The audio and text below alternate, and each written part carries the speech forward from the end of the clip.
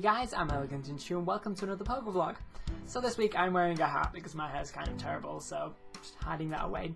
But unfortunately this week we haven't got too much news, so it's only going to be a short vlog. But we have got like a few confirmations on a few things. So the first one being the types of the 3 starters. So we already knew that Fennekin was the fire type, Chespin was the grass type, and Froakie was the water type, but the official Pokemon website has actually now confirmed that for us. But what's interesting is that last week I did mention that they could have a second type. They could have the Psychic, Dark and Fighting types in the reverse order, or the reverse way around of like the super effective circle. So that didn't happen.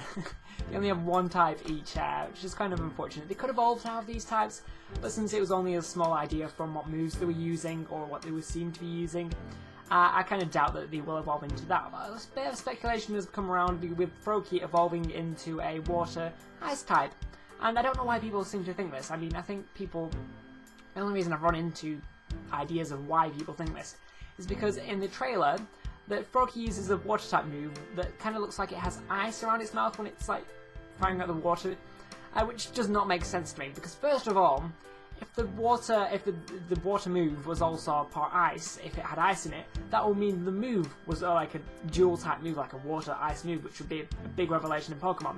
It would not mean that Froakie is an part ice type, because that's like saying, since Cinccino can use Bullet Seed, but Cinccino is not a grass type, they can use other types of moves, which it does make sense that Froakie would be an ice type. So I'm thinking if that's actually a valid idea, that this move was also part ice, we could have dual type moves, but I really don't think that's going to happen. I think it was just like Hydro Pump or Water Gun or something like that. I really don't think it had ice in it. But dual type moves would be pretty good, but maybe a big step for Pokemon, and a big step in the whole gameplay mechanics. So I don't think Pokemon are prepared to take that step at this point. Maybe in the future, I don't know though. So yeah, that was really it for all the information we had this week, which is really weird that we didn't get anything the week after it was announced. I suppose the prime time for new Pokemon information is generally 2, 3, 4 weeks after the first announcement, so I could be getting some more information next week, the week after, or the week after that. So I will keep you guys updated on all the new information on Twitter, if you follow me on that, and on these vlogs, of course. I'll go over everything in detail. So what I did do is actually look on the internet. I scoured the internet and just looked at every little bit in the trailer, just because I wanted to talk about something. I wanted to have some information for you guys. And something I did forget to mention last week was that the new games are going to be based off Europe, and if you see in the trailer at the start, you can see like the Eiffel Tower. There's a few references to the history and the like old mansions and like old trains and stuff, which is all sort of European style there, which is pretty cool thing, because we've had Japan for the first 4 generations, 5th generation was America, and now we're having Europe, which is pretty cool. So as far as we know, we only really know that there's Paris going to be in it. I'm assuming all different towns will have different bases of the like different cities in Europe. So we could have like Berlin for another town, or London for another one, which should be a pretty cool thing. We don't quite know what we're going to get, but that's pretty cool. So like I said, I did actually look to find little weird things, little quirky things that I haven't mentioned and I don't think other people have mentioned. So I found like 2 things. The first one being that I actually saw someone comment about this in one of the videos, and I noticed a little bit of a change myself. Is that at the start of the intro to the, well, not the trailer to Pokemon X and Y, you see the male character in a mirror, and this is kind of strange. Why would it be in a mirror? I've never had mirrors in Pokemon games before. It's just a little bit of an odd feature to just randomly put in at the start.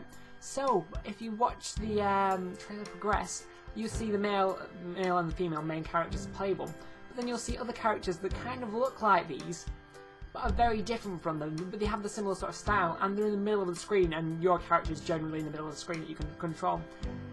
Hence giving me and several other people the idea that you could actually have customizable characters, and that was the mirrors for. You could customize your character like in Sims or something. And therefore throughout the game you could have your own custom character, and that's why the characters were different. Now we don't know this so far, but that would be a brilliant idea on Pokemon's behalf. I think that was just one of the biggest things they could do to the game. It's sort of like making you able to walk with your Pokemon, which unfortunately can't do in this game as far as we know yet. So that's a really cool idea. The other thing I noticed was in the Japanese anime trailer, not the anime trailer, just the X and Y trailer, sorry. Right at the end, you'll see the logo for the games, and they actually say Pokemon X and Pokemon Y, which is a little bit different because you'd expect it to say in Japanese, which it does above, but I don't know, it was just weird. But what I did notice, there seemed to be some sort of DNA symbol, or I don't know what to call it, but kind of like a section of DNA in a graphic sort of edited style above both the logos of Pokemon X and Y. So I really don't know what this is. It could be a reference to DNA, but I know the first generation was based off DNA and genetic modifications and evolutions with like Eevee and Mewtwo and stuff. So I don't think this generation could be. It could be. I'm not too sure. But since we have X and Y, the X and Y could be the X and Y chromosomes, which is a lot of what I think a lot of people are saying. And to be honest, I don't think they would make it based on male and female, because that's quite a controversial issue, and it wouldn't really appeal to everyone, if you get me. Plus, I think the X and the Y of the games to the legendaries is the wrong way around, because I think they would appeal better the other way if they were meant to be male and female. I don't know, but I don't think it'd be genders, but it could just be something to do with genes, and it's really interesting, but we'll have some more information on that when it comes. Maybe it just could be some sort of graphic style sort of thing, but so far it's kind of looking like they're going to be based off genes and sciencey stuff, which is pretty damn cool. So now let's move on to the question of the week. So this week's question of the week is, what are you expecting or looking forward to most in the Pokemon X and Y games? For example, what sort of features are you expecting or hoping for? My personal opinion on this is that I do love Pokemon contests, and I've always wanted them to bring them back. But I don't think they will, because I think they'll bring back the Pokemon Theatre, which will replace Pokemon contests. Because the Pokemon Theatre was introduced in the 5th generation, which was based off America.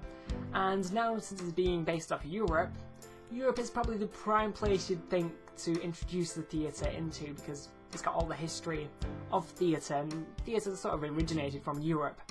And yeah, I do think they're probably going to bring back the theatre, which is kind of unfortunate, because I don't really like the theatre so much, and I did love Pokemon contests, because I do want to see really good revamped up Pokemon contests. But if they do bring that back, I will love them for it. So yeah, tell me what you think about that down below.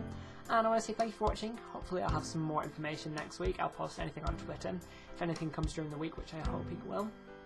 So thank you for watching. I'll see you next week.